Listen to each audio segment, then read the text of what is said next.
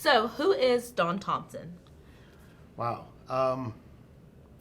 That's a great question. I would say someone who's hardworking, someone that's driven, but hopefully compassionate, understanding everyone's story and where they're coming from. And I love to help people. So I'm always looking for the angle and how I can help somebody else. I'm a family man. I love to go to football games. I love to go fishing. I love to enjoy time. You know, the phrase work hard, play hard, I think applies to me 100%. So, who's your favorite team since you love football? Oh, man, my favorite team's the Detroit Lions. Don't hold that against me. But it also shows that I'm not a quitter because anyone that's ever followed the Detroit Lions knows that I had plenty of opportunities to quit. So I stick by a team. I stick by my goal that someday they're going to be a winning team, but certainly proves that I'm no quitter. Yes. So, now describe yourself in 5 words. 5 words, wow. Compassionate, driven, family, goals. I'd say like to have fun. Can I just say fun? Yes. All right. Fun words. Those are perfect. the 5 words I think describe me the best. All right. What are the top 5 ways to reach success in your opinion? Wow. So when I think about success, I don't know if I have 5 ways, but let me tell you what, in my opinion, defines success is, first of all, you've got to set a written goal. You know, so many people say I have goals, but they're not written. So having a written goal that you read every single day is extremely important. I'd say secondly, find out people who have already achieved the things that you want to achieve and read everything you can on them. Study them. Listen to them on a podcast. You know, just every time you get a chance to be around those people, soak in what they did to create the success. The third thing I'd say is don't quit on your goals. It's going to go up and down. You know, success is not a straight line. It's like a roller coaster, but it's going to end up in the upward trajectory as long as you don't quit on your goal. So if you know what you're going for, you're reading it every day, you find out who's had the success and follow them, and then don't quit on your dreams. To me, that's the key to success. That was great. All right. So, who are some of the most influential motivational speakers that have helped you reach success? Well, that's easy for me because my entire life I studied a gentleman named John Maxwell. And John Maxwell is one of the top leadership trainers and writers to ever was, over 100 leadership books. And so the 21 Irrefutable Laws of Leadership was one of the first books I ever read. And so I got an opportunity to be invited to a special event that John Maxwell held with about 50 people. And then I had lunch with John Maxwell, which was never even on my dream board to think that I could go from maybe just studying this person to actually spending a lunch and asking the questions that I wanted to ask from him. So to me, that was the person that had the most influence on my leadership journey. Perfect. Okay. Let's see. What moment can you recall that you believe helped shape your success? You know, probably the biggest moment that shaped my success was when I had my first major failure in my business. Because at the age of 25, I was already filing a Chapter 7 bankruptcy over a failed retail store that my wife and I had started. And to me, I know you might think, how did that shape my success? But it just made me feel even stronger that I had to come back bigger and better than I'd ever done before. So it just created a resolve in me that was not going to be the end of my story. That was just going to be part of my story. And I even said back then, someday I'll be sitting and telling someone that this was just the beginning of my journey, but it's not how my journey ended. Okay. How would you define success? Defining success is interesting because it's different to different people. To me, in my life, defining success is being driven, hardworking, and having goals, but not doing it at the sacrifice of your faith or your family. Because sometimes success can be all about the money or all about the position or all about the power, but along the way, if you make a lot of sacrifices like your family, you can't get that back. To me, that's not success in my life. So to me, success is being able to achieve the things that I want to achieve in my life, but also having a great family balance, being married as I have for over 25 years, having 2 great boys that we have a great relationship with, and being able to achieve business success. To me, that's success because I didn't sacrifice the most important things on my way to that successful journey. All right, so speaking of success, is there anything that you would do differently on your journey to success? People ask me that sometimes. They say, what would you have done differently? Looking back, what would you have done differently? And what's interesting about that is I could choose things I would have done differently, but then I don't know if the outcome would have been the same. Because the reason that I've been able to achieve the things that I've achieved is because of all the bumps in the road and all the failures. The failures help mold me as much as of the successes. So I could say I'd like to have gone back and done something differently to avoid the failure, but then I might not have learned a lesson from it that would have created the success later. So looking back, I don't think I would have done anything differently, because to me, what ends up happening is it's learning that is what drives the success later on. What are some ways that you to hold yourself accountable while trying to reach your goals? Well, accountability is so important. And to me, one of the things that's really worked in my life from an accountability standpoint is telling people out loud what you're going to do. You know, there's nothing scarier than telling a whole bunch of people what you're about to accomplish, because it really holds you at a level of accountability, because they're expecting to see it done. And so many people, they say, oh, I have goals, but they haven't shared their goals with anybody. So it's kind of easy to back out on your goals because no one really knows what they are. But if you get public about it and you share with people, now be ready for the ridicule, because the bigger your goal, the more people are going to kind of laugh at you and say, oh, you know, why are you going after that? Or they're going to say it's not important or things like that. So be prepared, but understand that the more people you share it with, the more chances that you have of being successful, because you're going to hold yourself accountable. All right. So let's talk about doubt. How do you deal with self-doubt or doubt from other people? Well, I think one of the biggest misconceptions is that successful people don't have doubt. You know, people are like, oh, well, you've been successful, so you know, you don't have the same, you know, a doubt that I have, or you don't get, you know, nervous when you go up on stage or things like that. And I think what you'll find is that successful people still have a lot of the same doubts. They still have a lot of the same insecurities. They still get a little nervous when they're walking onto a stage. And if you don't get nervous, then there's probably something wrong with you, because, you know, you're about to try to deliver a message to somebody that's going to make a difference in their lives. But I think what you'll find is successful people have just figured out a way to do it anyway. They're still scared, but they do it anyway. They don't let it stop them. And then the more you do it, you become a little bit less scared and a little bit less nervous, but it never fully goes away. All right. So, speaking of, you know, success and failures, there's a lot of people who would like to know how to balance their life better. So what are your, like, how do you balance your work life and then your family life? Like, what does that look like for you? That's the hardest thing, you know, because they're all important. Your family is so important. Your work life or with the business that you're trying to accomplish or your goals are so important. To me, it's all about schedule. And when I say schedule, is there are big rocks in your life that you just cannot miss.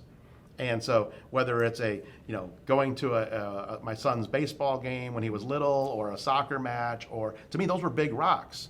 Like it might have just been a little league game, but to me, it was a big rock. I can't miss that moment in my son's life. I can never get it back. You know, but also attending to my business were big rocks. So I put the big rocks in the jar first, and then the medium rocks second, and then all that little sand, all that stuff goes in last. Because when there's no more room in the jar, the most insignificant things in your life are the things that get left out. A lot of people fill the jar with sand first, all the little stuff that keeps them busy all day, and then they don't have room for the big rocks. And to me, that's the biggest lesson I learned. Put the big rocks in first, and then the things that get left out are the things that, quite frankly, probably didn't matter. All right, I'm learning a lot. So, what does a typical day look like for you? So a typical day today looks like me getting up around 6 o'clock in the morning, just spending a little quiet time getting ready for the day, because usually there's a lot going on. So I just like to, have an hour of just little, some people call it meditation, some people just call it quiet time. I like to sit out on my back lanai, and I live on an island, so watch the birds come in and the fish, and just kind of just have that quiet time with my wife and drink my coffee. But then I'll do my workout in the morning, get my ready, and then I'll get into my office and I'll start looking at my day, looking at my schedule, figure out what I got to do, and making sure that I've got the most important things prioritized, and I do the most important things first in my day, because that way I know that they get done. But then I look at my entire day. What kind of family time am I going to be spending today?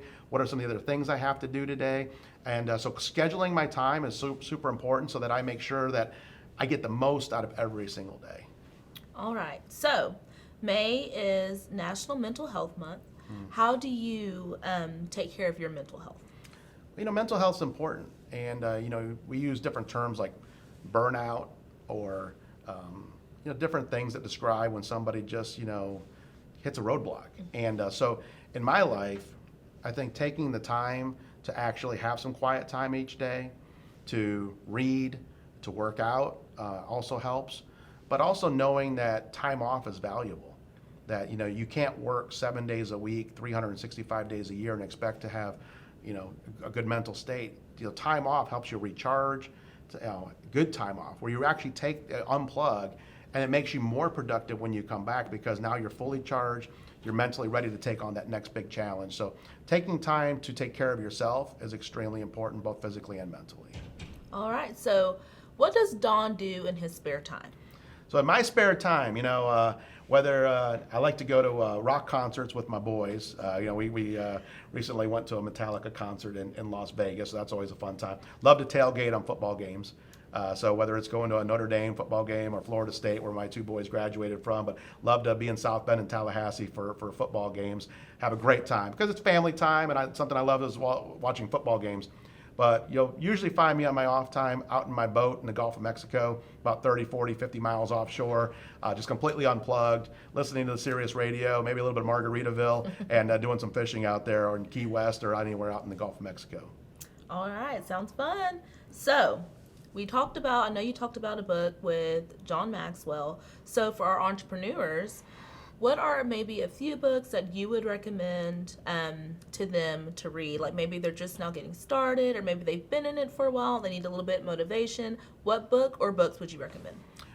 Well, the book I always recommend first is The 21 Irrefutable Laws of Leadership. And the reason I recommend that book, it's an easy read. It has lots of great stories, lots of great life lessons. John C. Maxwell is the author of that book. It's one of the most popular leadership books of all time. But to me, it's a great starting point because the concepts in there are not overwhelming, but the things you can immediately apply.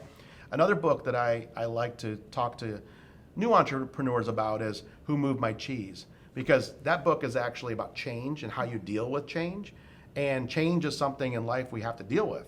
And some people are afraid of change, but the one thing that's never going to change is that things are always going to change. So understanding how to deal with change in your life, and that change isn't always bad, it can be a great thing, to me is a great book as well for new entrepreneurs.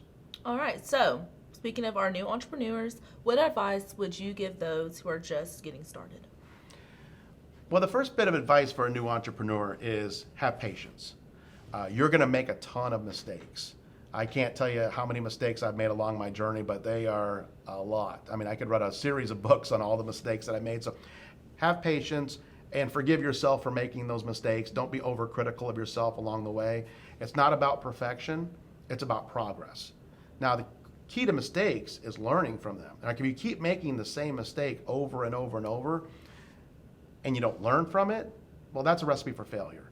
But if you make a mistake, you learn the lesson from the mistake, and then you really document what you would do differently next time, I think that's how you learn, it's how you grow, that's how you develop into the leader. So don't be afraid to take risks. If you're successful at every single thing that you're trying, you're probably not trying things that are hard enough. So don't be afraid to take risks and try things that are outside your comfort zone. Okay, so as a leader, what are a few tips that you could give to those trying to work on their leadership? The biggest thing when you're trying to work on your leadership, and it's interesting, I actually asked this question to one of my mentors in leadership, John C. Maxwell. I was having lunch with him, and I said, what's one leadership tip that you could give? And I'll never forget what he told me, because I expected him to talk about leading others. He said, the one leadership tip that I could give you is that the hardest person you're ever going to lead is yourself. He goes, most people spend all the time studying how to lead others, and they never focus on how to lead themselves. He says, yet that's going to be your biggest challenge in life as a leader, is how to lead yourself. And I thought, wow, that was a great tip that I've never forgotten, because the one person I can control is me. I can't always control everyone that I'm trying or attempting to lead, but I can control how I lead myself every day. And as long as I'm doing that well, then I'll have the ability to lead other people. Okay, so we know that you've had a lot of success. What, got you to this point? Like, what made you dream big to get to the point that you are currently at? I'm not sure what was that point. My mom tells me when I was 12 years old, I wrote a paper in elementary school, and everyone said, what do you want to be when you grow up? And I put on my paper that I wanted to be my own business owner, and that I wanted to make over $100,000 a year. That was as a 12-year-old, and that was in the 1980s, so that was a lot of money back then. And again, I guess it's always been in my DNA that I wanted freedom. I don't like to be told when I have to show up somewhere or when I have to leave. I kind of like to be able to control every hour of every day. I like that freedom. I also like being able to help people. And to me, being an entrepreneur was the best way for me to add value to others. And I love to be mission driven, which is why I'm so excited about what I do now, because it is so mission driven and it does help people within the services as well as the opportunity. So to me, it's always been in my DNA just to be my own boss and to be an entrepreneur and to help others do the same thing. All right. So, what is one of your favorite memories along your journey? One of my favorite memories is that I was doing a training one day, and a gentleman walked up to me at the end of the training, who I knew just a little bit, and he told me that he had actually showed up at that training to quit the business. He had brought all of his stuff back with him. He said after 3 months he had given it a try and that it wasn't for him. And he said he got there a little bit late, and so I'd already started my training. And he said after sitting through your training for an hour, he goes, I put all my stuff back in the car and I decided to stay in the business. And he was telling me that story a few years later, and he had reached one of the top levels in our company. And it just showed me that as a leader, you never know how you're going to influence someone else's life. I didn't know that I had been that influence in that person's life till they shared it with me years later. But it just shows you that you always have to be on, you always have to give your best, because you never know who's listening and really needs to hear your story that day. All right. And everybody loves a good quote.